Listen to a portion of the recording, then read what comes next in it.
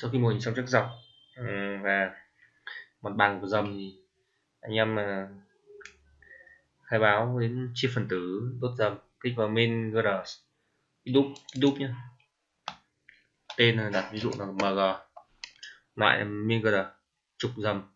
Ok, anh em chia phần tử như sau. Đoạn đặc này là 1,5 m thì chia 650 đến gối, một cách đến gối, 850 đó, 1 mét thay đổi bề dày bán này. Tiếp tục còn 6,5 m thì chia thành 0,5 m và 4 đoạn a cộng 1,5 m. Vì giả sử là đoạn này kê trên tà giáo định hình với khoảng cách là 1,5 m. Tiếp tục các đốt hầm long và các đốt đúc chia tương tự. Đốt các không 12 m chia thành đốt 3,5 m 1 và 2 a cộng 1,5 1 và 3,5 m. Bắt đầu như sau. Kích là đây, kích chuột trái và insert segment point, chọn insert segment point. Đây có hai sự lựa chọn, một nhập số điểm như kiểu số như gần như nút, còn hoặc là từ lịch trình bao nhiêu đến cuối lịch trình thì mình nhập vào đây. Nên đây mình chọn số điểm đi, từ lịch trình 0, số điểm là có một điểm là đến 0,65 thì sẽ có hai điểm point đầu và cuối, cũng như nút trong đây là 2 điểm này, bước là 0,65. Ok, chọn mặt cắt thì mặt cắt mình chưa khai báo nên để nguyên. Tiếp tục insert, nếu như muốn nhập nhiều điểm thì insert segment point, còn một điểm thì insert one segment point. Kích vào đây. Tiếp tục khoảng cách từ lịch trình số 1 thêm một đoạn 0,85.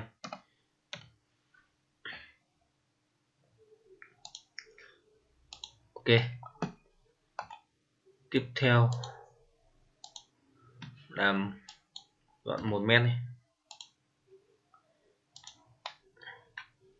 Đấy, tiếp tục đoạn 0,5 mét.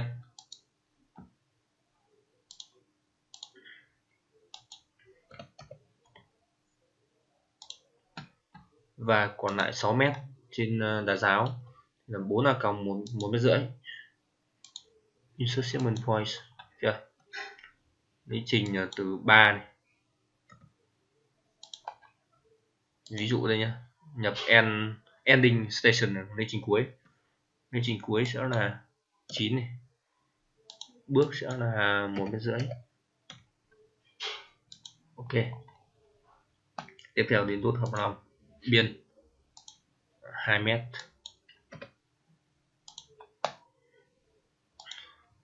Tiếp tục đến 5 đốt 4 m.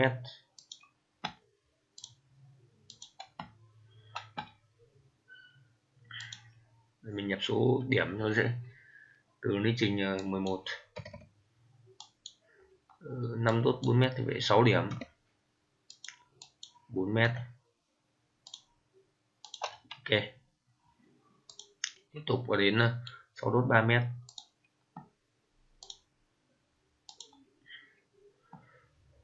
Từ lịch trình 31 này,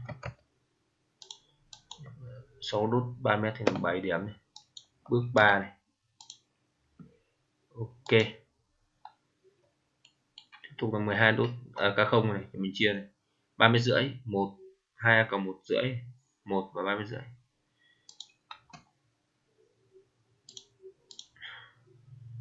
Nhập 3,5 m.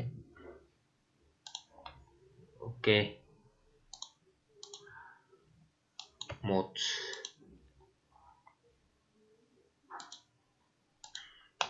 2 cộng 1,5 m đúng không? Từ 53,5 đúng không? Số điểm là 3, step 1,5 m.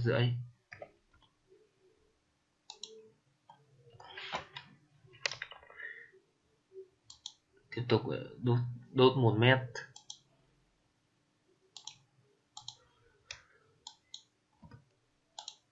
Tiếp tục đốt 3,5 m.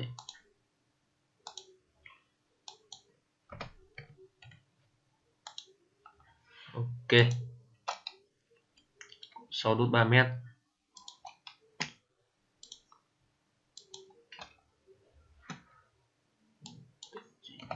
Số 1 6 đốt 3 mét, vậy là 7 điểm 3 mét này. Tiếp tục 5 đốt 4 mét này.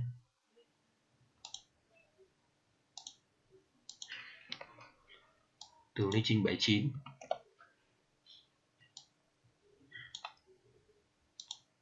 5 đốt 3 mét thì là 6 này. 5 đốt 4 mét chứ nhỉ? 5 đốt 4 mét.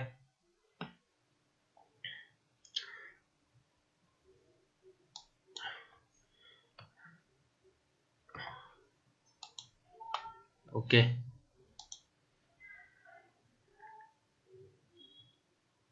Tiếp tục một đốt hợp 5 2 mét.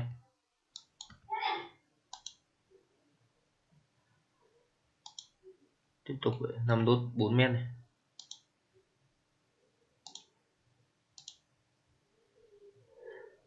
Từ 101 5 đốt 4 mét 6 điểm này. 4 mét. Tiếp tục 6 đốt 3 mét.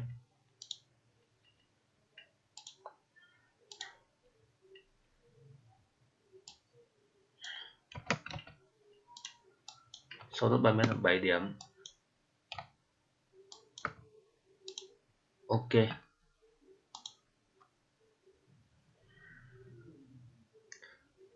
Đến đốt học long tiếp thì làm tương tự. 3 mét rưỡi.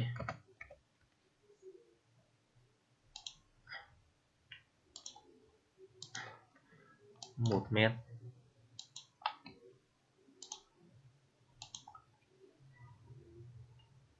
Quên đi. 143,5 3 mét rưỡi. Đây là 2 còng mét rưỡi. Xong giờ lại đến 1 mét.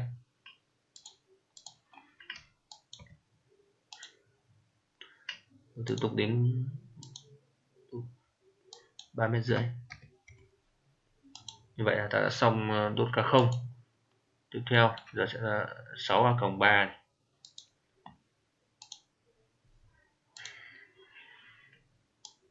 151 này.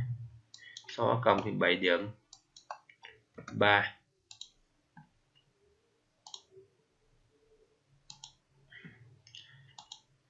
Giờ sẽ là 5 còng 4. Từ lý trình 169. 5 còng 4 là 6 điểm 4 mét. Ok, 189. Đốt học 5 biên 2 mét. 191. Tiếp tục là 4 còng, mình sẽ chia là 4 còng mét rưỡi. Từ 191 4 còng mét rưỡi là 5 điểm 1,5. Ok.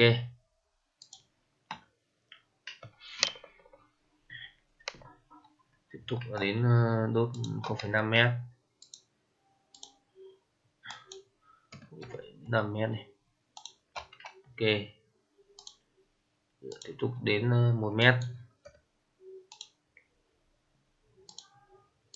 Và tiếp tục đến đốt 0,85 mét.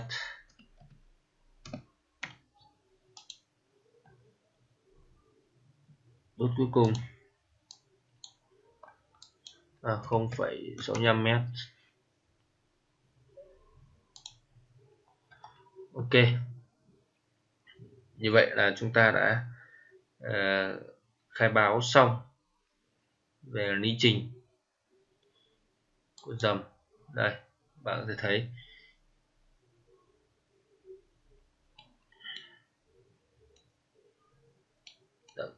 đã xong.